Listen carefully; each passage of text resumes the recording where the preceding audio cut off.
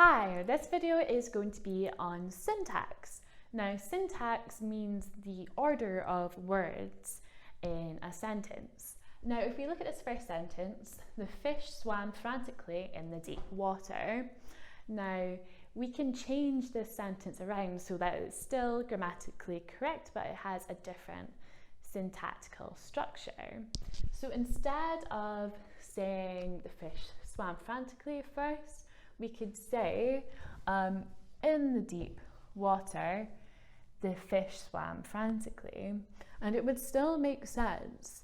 But just when you're writing, you want to try and, change things up. So this would be a good way to do that. And then also we have another way of changing things up is to use different lengths of sentences.